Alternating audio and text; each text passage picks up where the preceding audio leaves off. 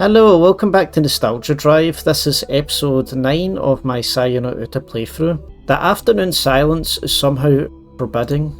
A stink is in the air, the stink of garbage left out to rot. Even this perfectly normal residential neighbourhood seems ominous to Yo in her current state. So it seems like Yo is going to Fuminori's house then. This is going to be horrible. She feels like she's standing in the middle of Neuropolis, as if everyone in the houses around her is dead. Yo pushes her fear aside and presses the buzzer on the Sakisaka's house's front gate. Oh no. Fuminori wasn't in class today. Is he home? He couldn't have sent those awful messages, could he? She didn't even want to consider the possibility, so she forces the unwelcome thought from her mind. There's no response from the intercom. Yeah, I've no idea why Yo's doing this. This is probably the dumbest thing to do, I swear to God. Yo doesn't know, of course, that Omi stood in the same spot 1 week ago, staring at the silent intercom with the same confusion that Yo is experiencing now. She, however, is not forced to wait as Omi was. Or she's getting another message. The phone in her pocket rings, catching her off guard. It's another text message from Omi's phone. Come in, the door is open. That doesn't seem suspicious at all, does it? Nope. Yo looks around quickly and shiver running through her as she realises that she's been watched. Searching fearfully for her observer, Yo spots movement out of the corner of her eye on the second floor of the Sakisaka's house. A tightly drawn window curtain just fluttered. The person who sent the message is inside the house. Only now does Yo realise that every other window has its storm shutters closed. No matter what happens inside, no one will ever know. This time she nearly gives in to the intense urge to flee. You should be fleeing. There's no way that Yo's going to live this. I'm doubtful. But the terror she feels towards her invisible watcher is stronger and will not permit her to turn her back upon the open window. She has nowhere to run. Yo bursts into tears, unable to take a single step. The phone in her hand rings again, demanding that she enter. She steps through the gate. Please don't do this. We don't need someone else dying here. When she enters the house, an overwhelming stench assaults her nostrils. The house is dark, even though it's in the middle of the day. Fuminori must be out, as the shoes are not in the vestibule. However, Yo catches sight of a different pair of stuffed behind the shoe cupboard. They look familiar, so she pulls them out of the shadows for a closer look. As soon as she recognises them, her mind tries desperately to deny reality. They are identical to Omi's favourite shoes. Yo has seen her wearing them many times before, but that doesn't mean Omi is here. She tells herself they might belong to someone else, someone who bought the same shoes from the same store. There's no way Omi could be here, is there? Yes, I wonder if Fuminori just didn't get rid of the shoes, because I don't even know if he could see the shoes. I wonder if he probably couldn't, when I think about it. Or even Saya probably wouldn't get rid of it either. With a sudden flash of clarity, Yo presses the most frequently used speed dial button on the phone on her tightly clenched fist. The phone dials Omi's number. It takes only a second for the signal to reach the nearest relay station, and then... Oh, look at that face, oh man. A familiar ringtone echoes through the house. It's coming from the second floor. Someone must be still up there in the room with the moving curtains. Omi's phone rings for just a few moments and then it stops, as whoever is holding it realises Yo's intentions. For the first time, Yo feels the definite presence of a formless guide. Just run, please! Run! She gathers her courage and calls out into the house, but there is no response. Whoever it is must not want to be seen. Swallowing hard, Yo walks down the hallway to the staircase. Maybe it's Omi, maybe it's Fuminori. Surely it's just the two of them playing a prank on her. Koji might even be here with them. Yo's mind fills with comfort images of her friends. She needs to believe there is still hope, otherwise she could not take another step. There is no way Omi's not dying here. Not Omi, I mean Yo. There is no way Yo's surviving this. I'd be very surprised if she does. As she climbs the stairs, One at a time, Yo calls out in a voice choked with tears. When they see her sobbing, they'll probably laugh at her. Let them. It would be the happiest moment of her life. She just wants this torment to end. She tries to move faster, but her trembling legs will not let her. With each agonising second that passes, she begs for the release from this nightmare. After climbing what seems to be an eternity, Yo finds herself standing in the second floor hallway. No sound greets her. There is only the gloom brimming with silent malice. It is kind of making me feel sorry for her a wee bit now when she's crying, but I feel like she's just too overly trusting. She shuffles forward, calling out in a weak voice.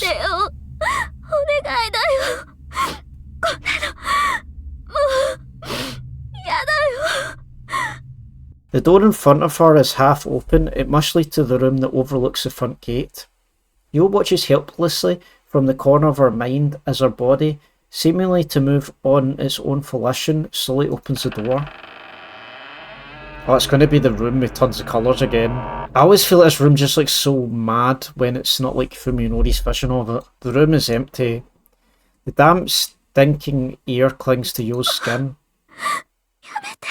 She is at her limit, unable to take a single step more. Her spirit has been utterly crushed. Perhaps this is a moment her tormentor was waiting for. I'll probably need to censor this. Yeah, I don't think this will be allowed on YouTube. I don't think so. So I'm either going to need to black screen it or censor. So this will be fun. Something grabs Yo's arms from behind, something flexible and strong, like slime-covered rubber. As the thing binds her limbs, finger-like appendages tear roughly through her blouse and force their way inside. Oh, this is just messed up, man. Yo screams at the top of her lungs, amazed that she still has the strength to do so. Responding to her distress, primal energy surges through her body as she feels wildly to free herself. However, the grip of the thing behind her remains unbreakable.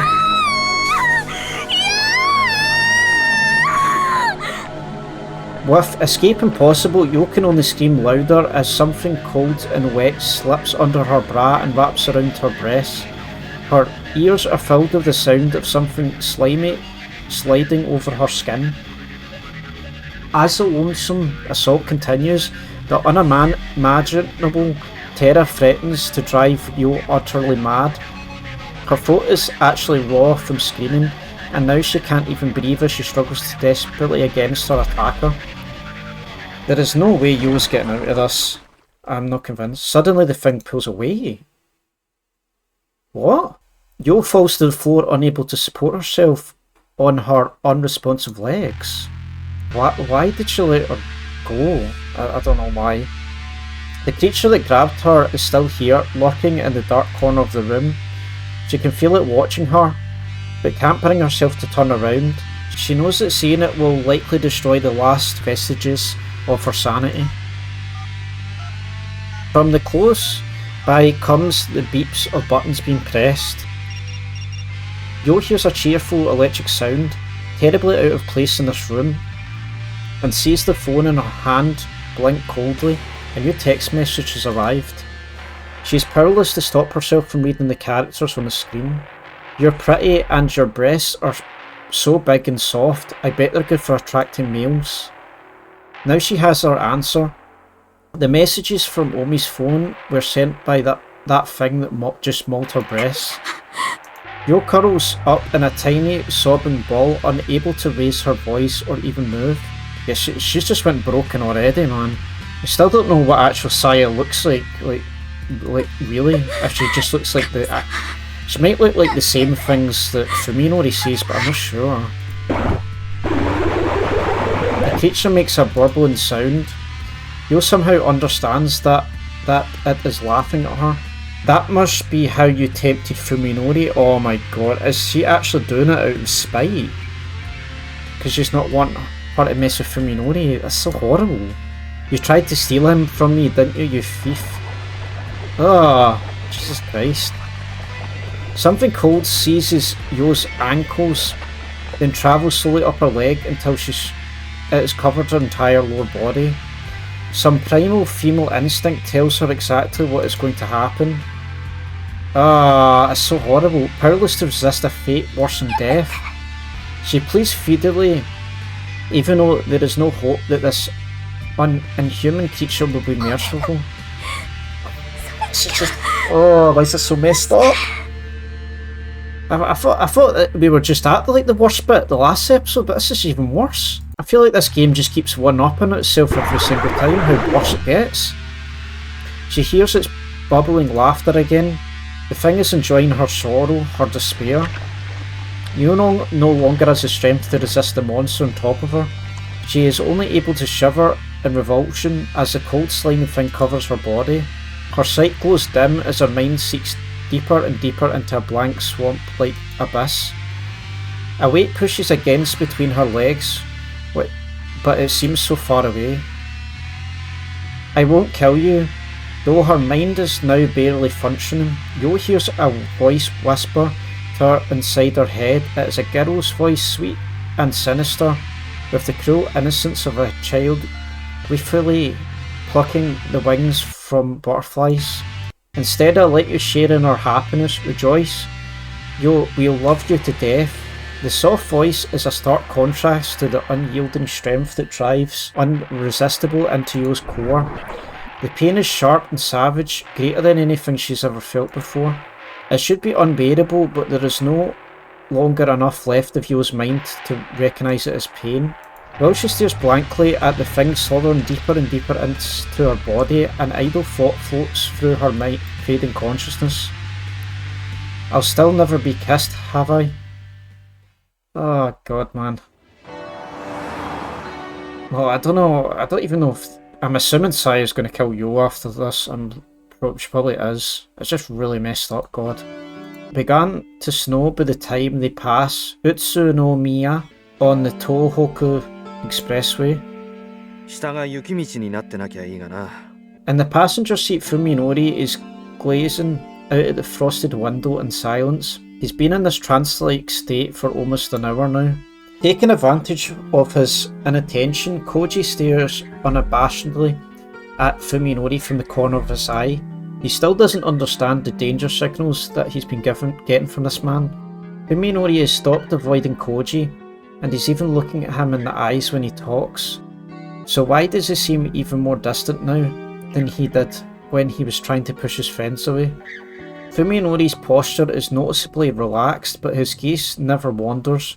Not even for a moment. It's as though he's focused on a clearly defined future that he's chosen to bring about, one that has no place for the needs or wants of others. Right now, Fuminori is complete. Koji cannot help but feel that beneath his bland exterior is a core of solid steel that no one can touch. About Omi, Koji says suddenly, trying to gauge Fuminori's reaction.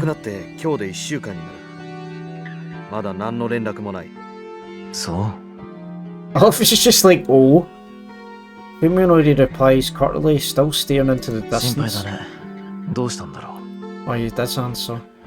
Fuminori's tone is completely emotionless. Koji might as well have asked him about the weather or the condition of the mountain roads near their destination.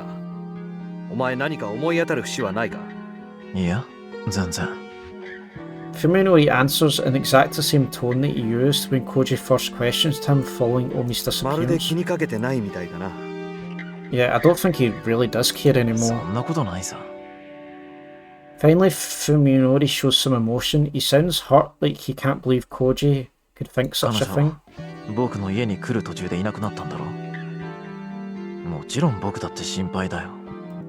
Sudden frustration wells up inside Koji. If possible, he'd like nothing more than to beat the secrets out of Fuminori's head. Koji's worried sick about Omi. To have his concern brushed off so coldly would be unbearable coming from a complete stranger, but from Fuminori, who was his best friend, Fuminori never used to be this callous. Even if Koji tried to interrogate him, he'd probably never find out what changed him so. If Fuminori were still just hiding inside the shell he erected around himself after the accident, Koji might have been able to get some answers out of him. With this sly, evasive Fuminori, however, there's nothing Koji can do. Fuminori will never reveal his true intentions, not to anyone. All that's left then is for Koji to discover the truth on his own. オウミはな、筑波のことでお前に話があったんだ。Fuminori smiles bitterly at the mention of Tsukuba's name, perhaps feeling sympathy for her pain. To Koji, however, it seems like pity. The sort one directs to an ant or worm. 筑波さんか。参ったね。まあ、あんなことがあった後だからさ、最近声がかけづらくて。If Fuminori's feeling for Yo were really this cold, then he would have rejected her when she first confessed to her. But he didn't, or at least the Fuminori before the accident didn't. Once again, Koji can't help but wonder if this man who looks like his friend is really a different person who only possesses the memories of Sakisaka's Fuminori. The snow has stopped falling. When they get off the West Nasu Flats interchange, this area must be already getting a lot of snow. However, as the nearby mountains are covered in white beneath the trees, by the time they turn off the highway and enter the mountains, road conditions are already bad enough for Koji to regret having forgotten the tyre chains. Nevertheless, he continues to power his car up to the precarious slopes, with only a road map to guide him. In places like this, an address isn't enough to pinpoint a location. His only choice is to drive down every road, including private roads that aren't even on the map, while searching for something that matches the photograph. 本当にこんな場所に別荘なんてあるのか？人目につかないところだからこそ、大貝教授は気に入ったはずなんだ。Because I think Ogai would probably try to hide, I think. The more he hears about Ogai, the less Koji wants to meet him. Fuminori is the one who spots the narrow road half hidden in the trees. It's practically an animal trail, overgrown with weeds that are tall and strong enough to withstand the weight of the snow. 本当に道か？ Koji stops the car and sticks his head out the window to stare into the dark forest, but he can't see where the path leads through the tightly packed 写真 trees. だとどう見える？ Fuminori hands Koji the photo, which he compares to the mountain ridges visible beyond the なるほど trees. な。アングルは間違いない。行ってみよう。 Fuminori's tone is flat as always, but there's a quiet intensity in his voice that leaves no room for argument. Although Koji is worried that his car suspension won't be able to handle the terrain, there's no turning back now. He shifts into second gear and starts down the frozen road. The sun sets early as high altitudes. As the car creeps up the mountain path, Koji catches a glimpse through the tree of it gradually darkening sky. The forest is completely still with no sound, save for the rumble of the car engine and the crackle of snow beneath its tyres. Fuminori is once again staring silently through the front window. This is a really weird bit to like actual hide out though. It's really weird. In the ominous silence, Koji feels the same faint chill that he felt when standing before Ogai's suburban home. It feels wrong, as though he's travelling deeper and deeper into a world not his own. After some time, a blocky shape suddenly appears amid the trees, standing out against the twilight sky. No, this looks something out of a horror film. It looks like one of the cabins that just be like in the middle of nowhere. This looks so dangerous, I swear to God. Koji turns off the engine and compares the structure in front of him to the picture in hand, a perfect match. Before he can tell Fuminori, however, his friend is already out of the car. Realising it's pointless to call out to him, Koji shakes his head, grabs a flashlight from the glove compartment and follows Fuminori across the snow-covered yard. The photo must have not been taken recently, as the old run-down cabin before them has clearly been left to the mercy of the elements for some time. The front door appears to be locked, but Fuminori kicks it down without a second thought. Koji just watches, knowing that there's nothing he could say now matter. So I think this will probably be a good point to end the episode. I know we're getting to the good part with the seeing what's in Old Guy's cabin, so I wonder what's in here. This will be kind of interesting. We'll just need to see. But hopefully we can actually find like anything new about Old Guy, because I feel like we just know so little about him now and we just keep hearing about him. And I wonder if he's got something related to what Saya is. We'll just need to find out. So I'll see you in the next episode of Saya no Uta. Bye!